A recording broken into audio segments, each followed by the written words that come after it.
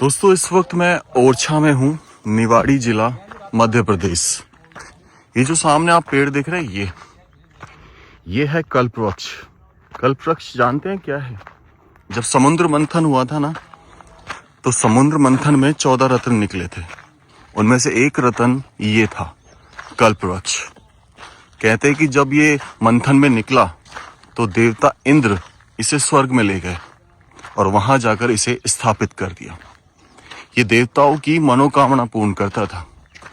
अब ये कितना पुराना है एग्जैक्टली इसकी कार्बन डेटिंग तो अवेलेबल नहीं है, लेकिन ऐसा कहा जाता है जो स्थानीय लोग हैं कि कम से कम 500 से 600 साल पुराना है। और कुछ लोग ये जोड़ते हैं कि जो ओरछा के संस्थापक थे राजा रुद्र प्रताप सिंह, ये उनके समय का बताया जाता है। 1531 में जब यहाँ पर स्थापना हुई थी इस साम्राज्य की, तब उस समय इस कल्पवृक्ष को लगाया गया होगा। और यहाँ पर ऐसे 2 कल्पवृक्ष बताए जाते हैं। चलिए इसको थोड़ा बारीकी से समझने की कोशिश करते हैं। तो इसके बारे में इतना ही कहा जाता है। कुछ लोग ये भी कहते हैं कि 500 से 600 साल पहले व्यापारिक दृष्टि से इस वृक्ष को यहाँ लगाया गया था। अब एक्चुअल में ये कब लगा, कहाँ से लगा, इसका कोई सबूत तो नहीं है पुख्ता, पर ये कल्पवृक्ष है, ऐसी मान्यताएं यहाँ पर हैं। और ये इकलौता पेड़ है जिसको हम आज बरगद के पेड़ के रूप में ज़्यादातर लोग पूछते हैं, क्योंकि हमारे वहाँ वही अवेलेबल होता है और इसकी भी पूजा की जाती है। तो कुछ लोग ये कहते हैं कि ये बाओबाब यानी गोरख इमली का पेड़ है, लेकिन ज़्यादातर जो लोग मानते हैं इसे, वो यही मानते हैं कि ये कल्पवृक्ष है।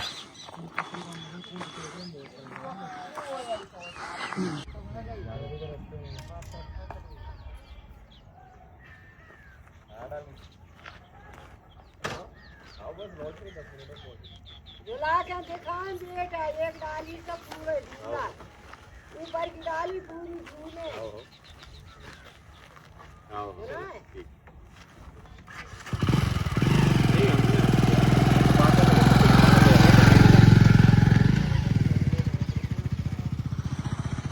ये कल्पवृक्ष एक सपाट मैदान में था।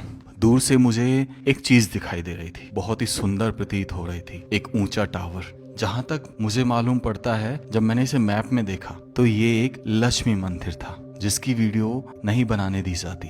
कई लोगों से पूछा भी मैंने। और यहीं सपाट मैदान में दूर से कुछ छतरियां भी दिखाई देती हैं। ये छतरियां जब यहाँ के किसी राजा की मृत्यु होती थी, तब उसकी स्मरण या उसकी याद में एक छतरी बनाई जाती है। और ये परंपरा पिछले 400 वर्षों से चली आ रही है, महाराजा रुद्र प्रताप सिंह के समय से। और ओरछा में और भी ऐसी क्या क्या चीजें हैं जिनका मुझे मालूम नहीं है, तो आप मेरी मदद कर सकते हैं। अगर आप ओरछा से हैं या ओरछा के बाहर से हैं, कृपया उन चीजों के बारे में आप कमेंट कीजिए। मैं उन तक पहुंचने की कोशिश करूंगा। अगर वीडियो बनाने की परमिशन मिलेगी तो मैं वीडियो भी बनाऊंगा। और दूसरा चीज, मैं आपसे एक क्वेश्चन जरूर पूछना चाहता हूँ कि ये जो कल्पवृक्ष की कहानी है, स्वर्ग से धरती पर इस पेड़ का होना, ये आपको कहाँ तक सही लगता है? मैंने सिर्फ वही बताया जो मैंने पढ़ा। राम राम सा सभी को। खम्मा गणिसा राजस्थान, मेरा देश मेरा भारत।